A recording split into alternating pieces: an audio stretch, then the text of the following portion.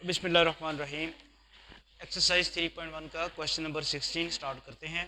For a vector function F of T show that derivative of F dot F dash cross F double dash is equal to F dot F dash cross F triple dash. तो आपने इसके ऊपर product rule ही लगाना है। Derivative of F dot F dash cross F double dash. Product rule ये लगेगा कि सबसे पहले इसका डेरिवेटिव ले लिया जाएगा, बाकी डॉट्स और क्रॉस ऐसे ही रहेंगी और दूसरे फंक्शन भी ऐसे रहेंगे।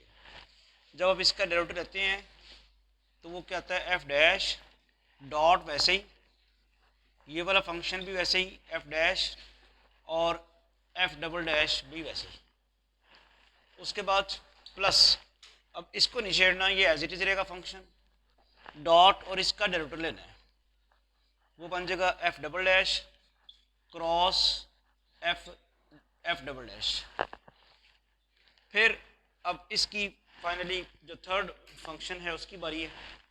ये एफ वैसे ही, डॉट एफ डैश भी वैसे ही, और जब हम इसका डेरिवेटिव लेंगे तो एफ ट्रिपल डैश हो जाएगा। अब आप सबको पता है कि स्केलर ट्रिपल प्रोडक्ट में अगर दो वेक्टर सेम आ जाएं तो आंसर जीरो होता है। तो फिर तो इसमें दो वेक्टर सेम आ गए ना, एफ डैश, तो ये ज़ीरो हो गया। इसमें दो वेक्टर सेम आ गए एफ डबल डैश, ये भी ज़ीरो हो गया। तो बच क्या गया, F dot F dash cross F triple dash. तो यही साबित करना था। This is equal to F dot F dash cross F triple dash.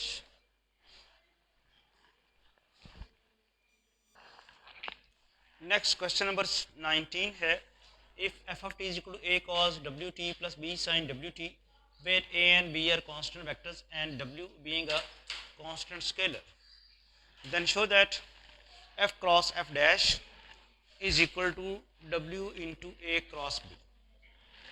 तो जैसे क्वेश्चन की स्टेटमेंट है उसके अकॉर्डिंगली आप चलें। अगर ये आपके पास f फंक्शन क्या है, a cos W T plus B sine W T से इक्वेशन नंबर 1 कर लें। और चूँकि ये प्रूव करना है, इसको प्रूव करने में एफ डैश इन्वॉल्व है, तो आपको इसका डेरिवेटिव लेना होगा। तो एफ डैश लेंगे तो क्या आएगा, कॉस डब्ल्यू टी का डेरिवेटिव क्या आ जाएगा, minus W sine W T. यानी कॉस, देखिए ना, कॉस का डेरिवेटिव आएगा माइनस साइन, और फिर एंगल का डेरिवेटिव दोबारा आएगा। तो आप इसका डेरिवेटिव लेंगे, ये वेक्टर ए तो कांस्टेंट है, इधर आ जाएगा minus W sine W T. कैसे लिया, कॉस डब्ल्यू टी का आ गया माइनस साइन, और फिर डब्ल्यू टी का दोबारा डेरिवेटिव लिया, वो डब्ल्यू आ गया।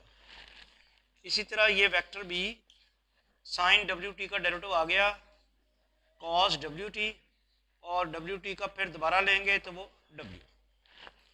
तो ये हमारे पास जो डेरिवेटिव आया है वो minus vector A W sine W T plus vector B W cos W T.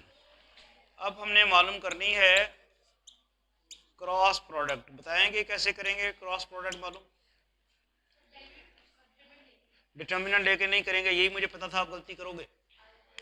आई जे के नहीं है, ठीक है, चूँकि यूनिट वेक्टर्स एफ में भी नहीं है और एफ डैश में भी नहीं है।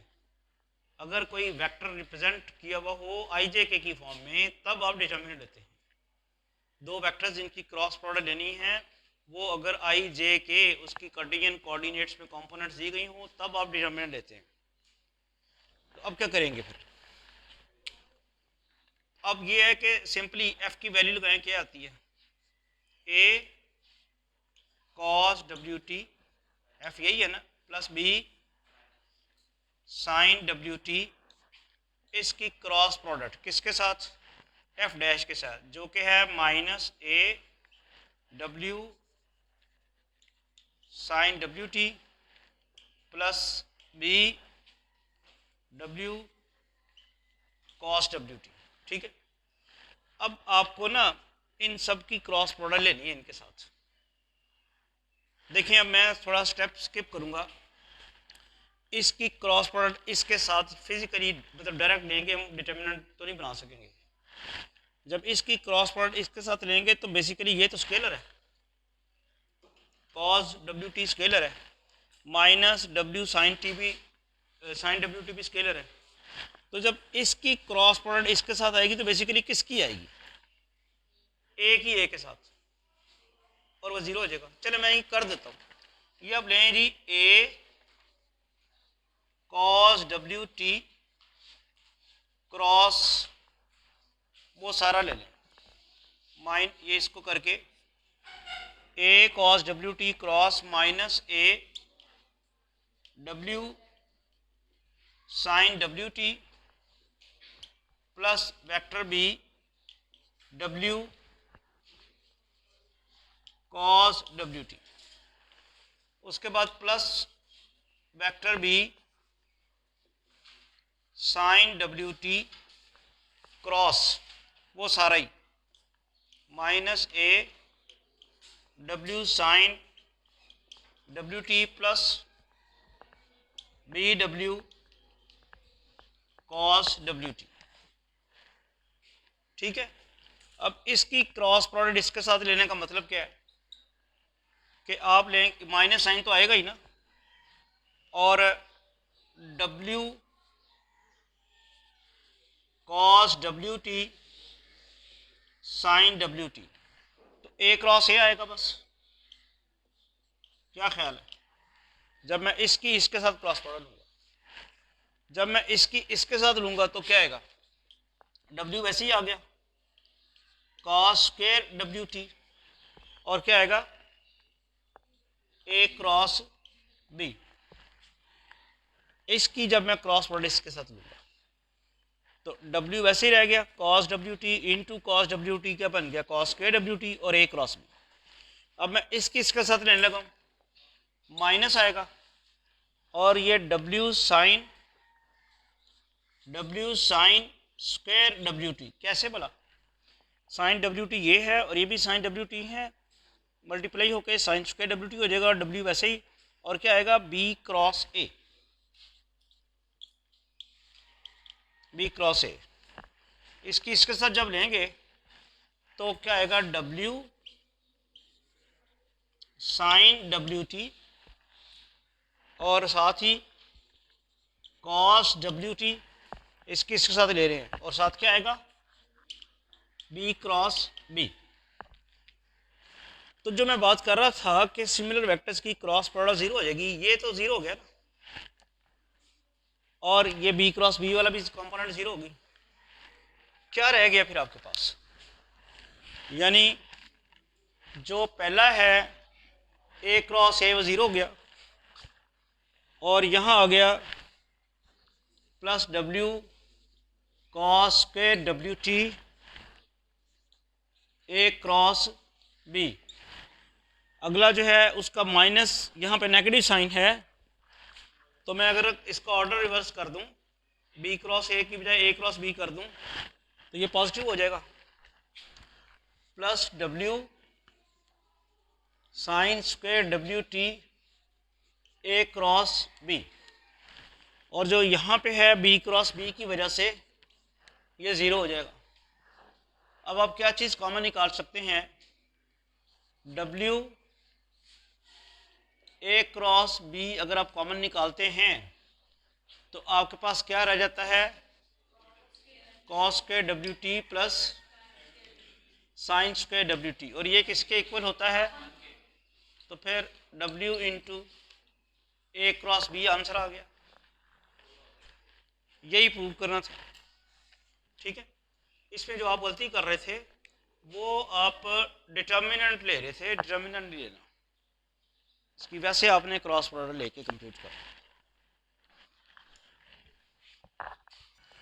नेक्स्ट क्वेश्चन नंबर 23 की स्टेटमेंट मैंने कंप्लीट नहीं लिखी। क्वेश्चन नंबर 23 की स्टेटमेंट वैसे ये है कि एक पार्टिकल इस कर्व के लॉन्ग मूव कर रहा है जिसकी पैरामीट्रिक इक्वेशंस दी हुई हैं आपको, x is equal to 2t², y is equal to t² minus 4t, z is equal to 3t minus 5. A particle is moving along the curve whose parametric equations are given to you. उसने कहा है कि find the velocity and direction at time t is equal to 0. नहीं, उसने कहा जी find the velocity and acceleration at time t is equal to 0 in the direction. यही कहा हुआ है कौन? t is equal to 1 तो आ गया ना. Find the components of velocity and acceleration at t is equal to 1 in the direction. तो आप सबसे पहले इसका पोजीशन वेक्टर लिखें. पोजीशन वेक्टर किसके बराबर होता है? एक्स आई प्लस वाई जे प्लस जेड के, और ये आ जाएगा एक्स क्या है 2t² आई और वाई क्या है t² minus 4t जे और जेड क्या है 3t minus 5k. ठीक हो गया. ये आपने पोजीशन वेक्टर लिख लिया. सबसे पहले इसकी वेलोसिटी मालूम करें. वेलोसिटी कैसे आएगी? dr/dt. जी लें फिर ये क्या आ जाएगा 4t I unit vector plus 2t minus 4 J unit vector plus 3k unit vector. ये आपने वेलोसिटी तो मालूम कर ली. इसके बाद इसका एक्सेलरेशन मालूम करना है. एक्सेलरेशन आ जाएगा dv/dt यानी it's derivative 4i plus 2j. ये एक्सेलरेशन आ गया. अब चूंकि at t is equal to 1 के ऊपर इसने कहा हुआ है, तो at t is equal to 1 हम मालूम कर लेते हैं. इक्वेशन नंबर 2 पे v एट 1 t की जगह 1 पुट कर देंगे. 4i प्लस 2 minus 4j, और यहाँ तो 1 पुट ही नहीं होगा ना, t है ही नहीं. यह आ गया v of 1 4i minus 2j plus 3k. अब आपने वेलोसिटी की कंपोनेंट्स मालूम करनी है इस वेक्टर के अलावा. वेलोसिटी आपको पता है किस तरह बनती है, एक उसकी मैग्नीट्यूड होती है और एक डायरेक्शन होती है. डायरेक्शन तो उसने कहा इसके अलावा लें, तो मैग्नीट्यूड जो वेलोसिटी की ये आई है इसकी मैग्नीट्यूड लेंगे हम. तो यहाँ से हम वेलोसिटी की पहले मैग्नीट्यूड ले लेते हैं. वो क्या आएगी 4² 16 minus 2² 4 प्लस 3² 9. तो ये किसके बराबर आ गया 29 अंडर रूट. इसी तरह इक्वेशन नंबर 3 से आप एक्सेलरेशन की मैग्नीट्यूड मालूम करने at t is equal to 1. तो एक्सेलरेशन कांस्टेंट आया हुआ यहाँ पे देखें जरा. तो अगर आप यहाँ t की जगह 1 पुट करेंगे भी तो राइट साइड पे वही चीज रहेगी. तो एक्सेलरेशन एट 1 इसकी मैग्नीट्यूड फिर क्या आएगी 4² 16 प्लस 2² 4 और वो आ जाएगा 20 अंडर रूट. एक्सेलरेशन भी आ गया. ये जो वेक्टर है इसके लॉन्ग यूनिट वेक्टर डायरेक्शन कैसे हासिल होती है, किसी भी वेक्टर के लॉन्ग डायरेक्शन कैसे मालूम करते हैं unit vector along that vector. तो अगर आपके पास वेक्टर a, इसको अगर आप a सपोज कर लेते हैं i minus 3j plus 3k, then unit vector जो है a कैप क्या आएगा vector a over a magnitude that is i minus 3j plus 3k over 1 plus 9 plus 9 under root. क्या बन जाएगा i minus 3j plus 3k over 19 under root. अब आपने velocity की कंपोनेंट्स मालूम करनी है इस वेक्टर के अलावा. तो क्या करेंगे वेलोसिटी की मैग्नीट्यूड ये इस्तेमाल करेंगे और डायरेक्शन ये इस्तेमाल करेंगे. तो वेलोसिटी अलोंग गिवन वेक्टर जो था i minus 3j plus 3k is क्या हो जाएगा,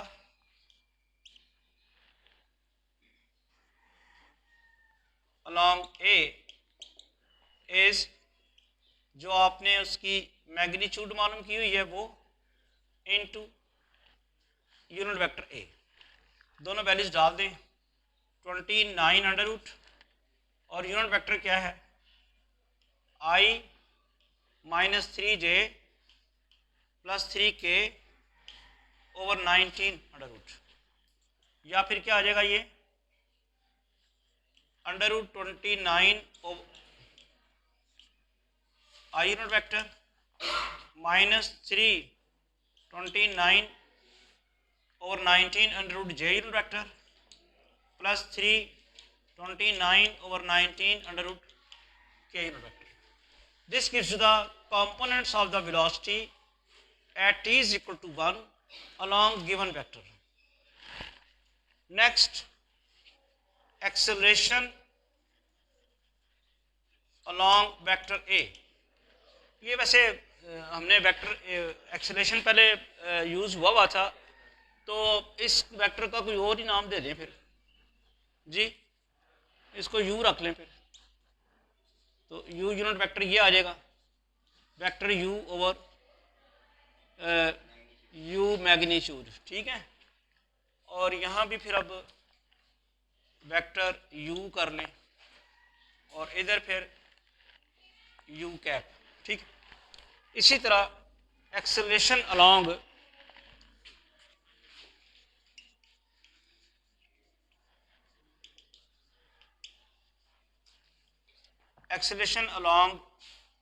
वेक्टर u जो है I -3j plus 3k is जी एक्सेलरेशन अलोंग u क्या आएगा A(1) मैग्नीट्यूड और साथ u कैप, तो वो आया हुआ है 20 आया हुआ है ना, तो वो आ जाएगा अंडर रूट 20 इसकी मैग्नीट्यूड आ गई, u कैप क्या है I -3j plus 3k over under root 19, तो ये आ जाएगा 20 over 19 under root I unit vector -3 20 over 19 j unit vector plus 3 20 over 19 k unit vector.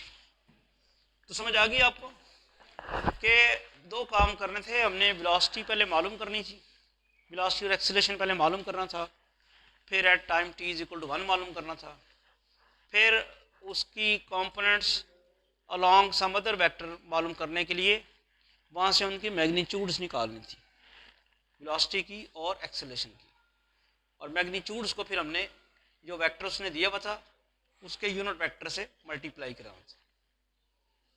तो आज का लेक्चर हम यही वाइंड अप करते हैं, नेक्स्ट क्वेश्चन हम इंशाल्लाह नेक्स्ट लेक्चर में करेंगे। Thank you.